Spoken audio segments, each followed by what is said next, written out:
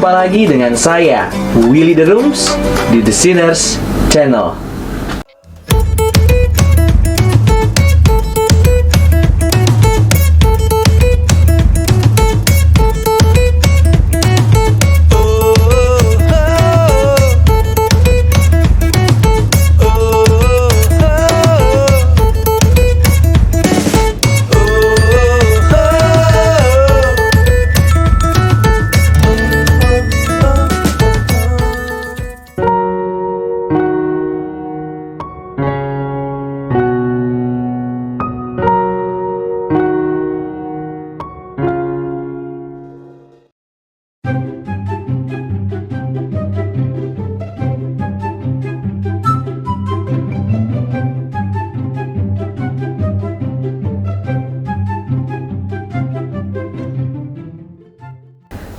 Kalimat-kalimat tersebut tidaklah asing untuk mata atau telinga kita.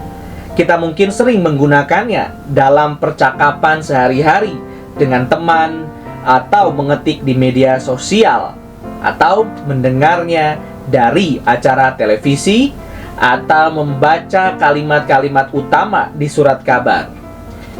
Jika diperhatikan, kalimat-kalimat tersebut jauh dari apa yang dinamakan dalam bahasa Indonesia yang baik dan benar. Perbendaharaan kata yang tidak tepat, struktur kalimat yang gaul, penulisan yang tidak sesuai dengan kaidah yang benar. Ini adalah gambaran penggunaan bahasa untuk berkomunikasi yang ada di kalangan anak muda Indonesia akhir-akhir ini. Hal ini tentu memprihatinkan, sehingga perlu adanya usaha untuk menyadarkan pentingnya berbahasa yang baik dan benar. Karena bahasa menunjukkan bangsa, bahasa menampilkan identitas kita. Seberapa penting bahasa dalam kehidupan orang Kristen? Jawabannya, tentu sangat penting. Sebagai bagian dari tatanan masyarakat, orang Kristen lebih perlu memiliki pemahaman betapa penting penggunaan bahasa, lebih dari sekedar peran bahasa sebagai alat komunikasi secara lisan dan tulisan dengan sesama. Bahasa merupakan salah satu bentuk berkat yang Tuhan Allah anugerahkan di dalam kehidupan manusia. Selain itu, bahasa juga mencerminkan dan menyatakan sifat Allah sendiri. Kisah penciptaan dalam Kejadian 1 telah menunjukkan pentingnya peran bahasa. Berfirmanlah Allah, jadilah terang, lalu terang itu jadi. Kejadian 1 ayat 3. Berfirmanlah Allah bla bla bla menjadi awalan untuk setiap hal yang Allah ciptakan dalam 6 hari penciptaan. Terlihat jelas sekali Allah menciptakan dunia ini pada mulanya dengan menggunakan bahasa. Lalu interaksi pertama antara Allah dan manusia pun menggunakan bahasa, yaitu ketika Allah memerintahkan manusia untuk memenuhi panggilan dan tanggung jawab di muka bumi. Kejadian 1 ayat 28. Penggunaan bahasa yang lebih beragam dan luas juga dipakai oleh Yesus selama melayani di bumi, seperti memanfaatkan perumpamaan sebagai bagian dari pengajaran supaya mudah dimengerti oleh pendengar masa itu. Seperti perumpamaan dirham yang hilang, biji sesawi dan ragi, anak yang hilang, talenta, hamba yang setia dan hamba yang jahat, dan masih banyak lagi.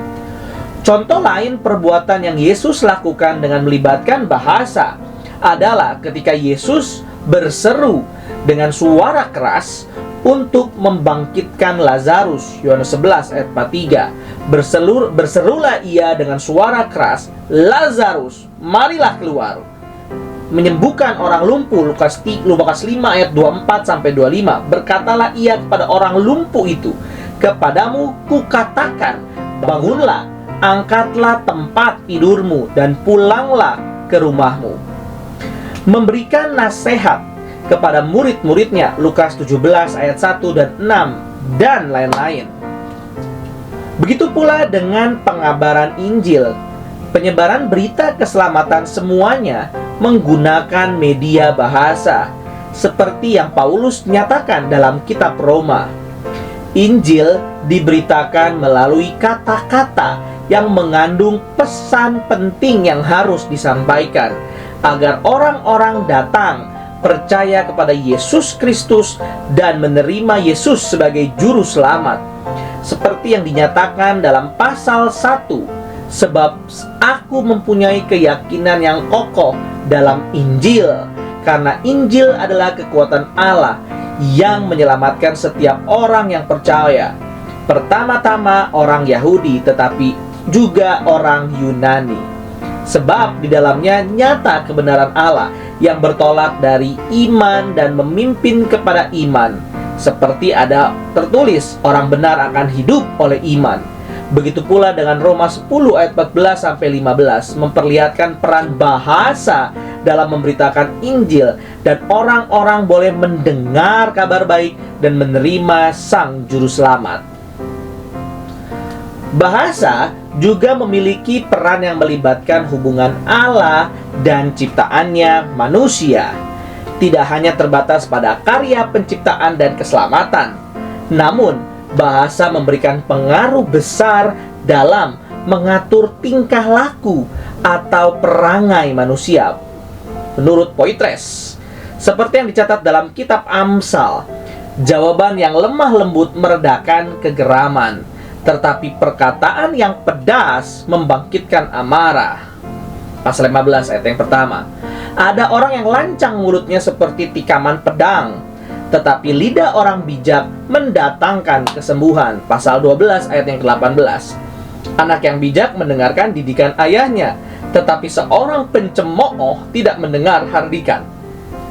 Pasal 13 ayat 1. Dari beberapa contoh ayat tersebut terlihat bagaimana kaitan watak manusia dengan berbahasa. Bagaimana kita harus berbicara dan mendengar dengan bijak, serta bagaimana firman Tuhan menjadi penuntun dalam hidup orang Kristen. Firman Tuhan memiliki peranan utama dalam Alkitab. Seperti dinyatakan bahwa pada mulanya adalah firman. Firman itu bersama-sama dengan Allah, dan firman itu adalah Allah. Ia pada mulanya bersama-sama dengan Allah. Segala sesuatu dijadikan oleh Dia, dan tanpa Dia tidak ada sesuatu apapun yang telah jadi dari segala yang telah dijadikan. Yohanes 1 ayat 1-3. Friend Poitres menyatakan ayat ini menunjukkan posisi dan keberadaan Allah di sepanjang masa melalui firman-Nya, tentu dengan menjadikan bahasa sebagai kunci utama yang terlibat di dalamnya. Dalam firman Tuhan terdapat 3 aspek utama yang berhubungan erat dengan sifat Allah, yakni meaning, makna atau tujuan, menyatakan Tuhan yang mengetahui segala-galanya. Kontrol, yang kedua adalah kontrol, kendali, menyatakan Tuhan memiliki kuasa yang tak terbatas atas segala yang ada di bumi, God's omnipotence. Dan yang ketiga adalah presence atau kehadiran, menyatakan Allah hadir ada dimanapun, God's omnipresence. Jika kita memperhatikan kembali Kejadian 1, apa yang Allah firmankan atau ucapkan, utterances atau utterances, mengandung maksud atau makna tertentu, menetapkan dan memperlengkapi segala yang diciptakan dengan fungsinya masing-masing. Jadilah benda-benda penerang pada cakrawala untuk memisahkan siang dari malam. Biarlah benda-benda penerang itu menjadi tanda untuk menunjukkan masa-masa yang tetap dan hari-hari dan tahun-tahun, dan sebagai penerang pada cakrawala biarlah benda-benda itu menerangi bumi. Kejadian 1 ayat 14-15. Dari sini terlihat aspek pertama, yaitu maksud dan tujuan, yaitu meaning tertentu. Ketika Allah menciptakan benda-benda penerang yang membedakan siang dan malam, berfungsi sebagai penanda perubahan atau pergerakan waktu. Berikutnya, aspek yang kedua yaitu kontrol, menyatakan bahwa Allah berkuasa atas alam ciptaan dan mengendalikan segala isinya. Hal ini nampak jelas dalam Kejadian 1 Setiap Allah berfirman menciptakan atau menjadikan sesuatu seperti yang Ia inginkan, maka kemudian muncul pernyataan dengan "dan jadilah petang dan jadilah pagi." Inilah atau "dan jadilah demikian." Hal ini menyatakan betapa Allah berkuasa atas bumi. Ia menjadikan segala sesuatu ada tercipta di muka bumi. Setiap pergerakan atau perubahan ada di dalam genggaman kendalinya. Aspek ketiga, presence.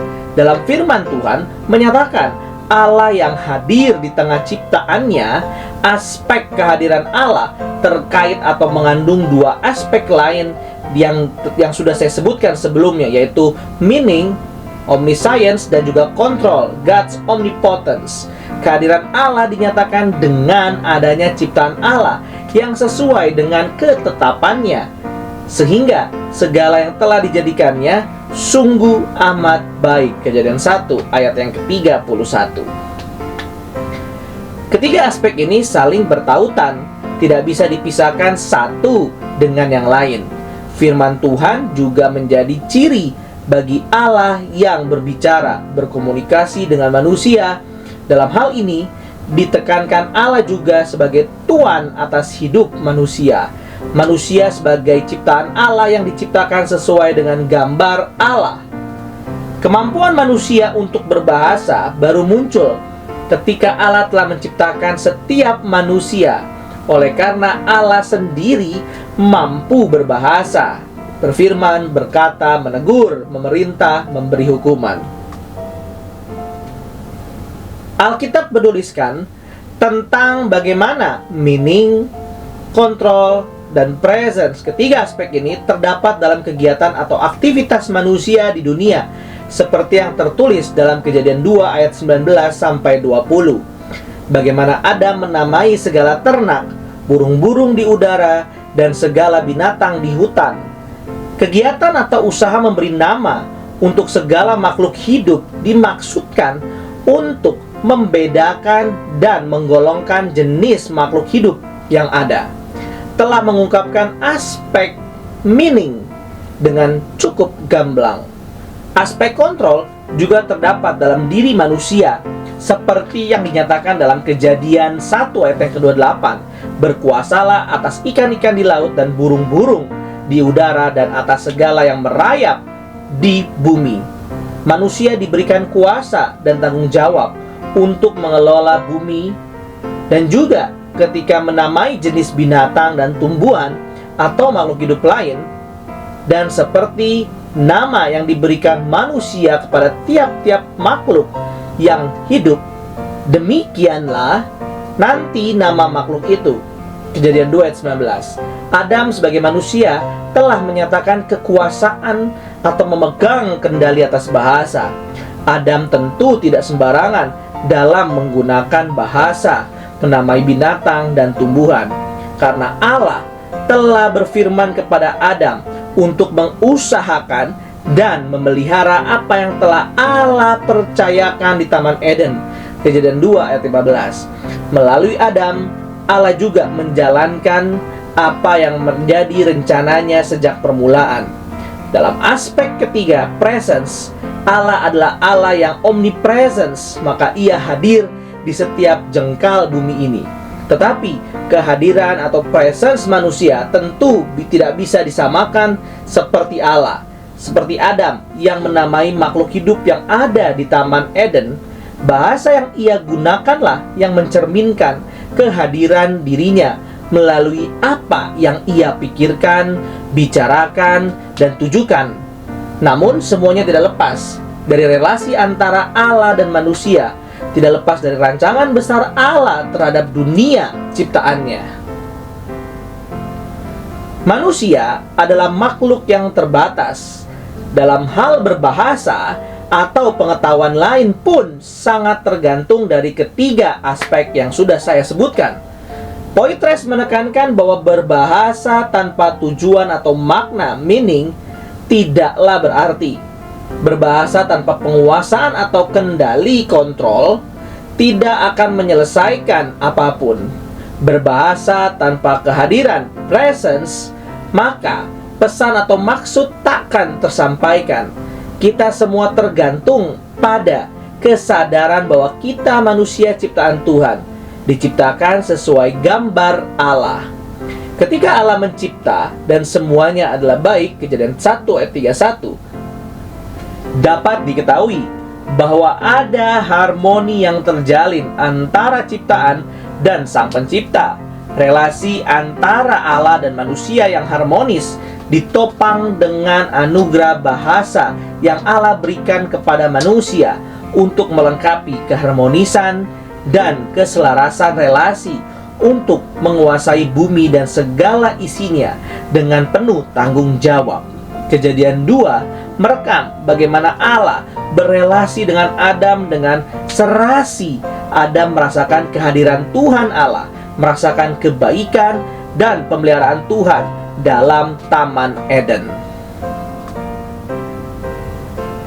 Sejak kejatuhan manusia ke dalam dosa, rusaknya relasi Allah dan manusia membuat kita sulit membayangkan relasi sempurna yang terjalin antara Allah dan Adam di Kejadian 1 dan 2. Tetapi dengan pertobatan karya penebusan Kristus di atas kayu salib, kembali membawa terciptanya relasi antara Allah dan manusia seperti semula. Firman Tuhan sungguh menunjukkan betapa besar karya Allah bagi manusia berdosa. Kedekatan relasi dengan Tuhan membawa manusia kepada keselarasan dengan Allah dan rencananya melalui firman Tuhan. Dengan mendengarkan firman, kita bisa mengerti maksud atau tujuan, meaning, kuasa, kontrol, dan persekutuan di dalam hadiratnya, presence, sehingga terjalinlah relasi yang harmonis dan selaras antara Allah dan ciptaannya melalui bahasa. Sebagai orang percaya, kita dipanggil bukan hanya menjalankan kekudusan hidup secara moral, tetapi juga aspek bahasa di dalam hidup kita pun harus menyatakan kebenaran Allah. Di dalam konteks inilah kita harus belajar untuk memandang bahwa berbahasa secara benar bukan hal yang menjemukan. Berbahasa dengan benar adalah untuk menyatakan bahwa Allah menciptakan kita untuk menjadi wadah yang menerima dan menyatakan kebenaran. Biarlah kita mulai menggumulkan untuk membangun kemampuan berbahasa yang benar demi menyatakan Allah dan kebenarannya. Terima kasih. Tuhan Yesus memberkati.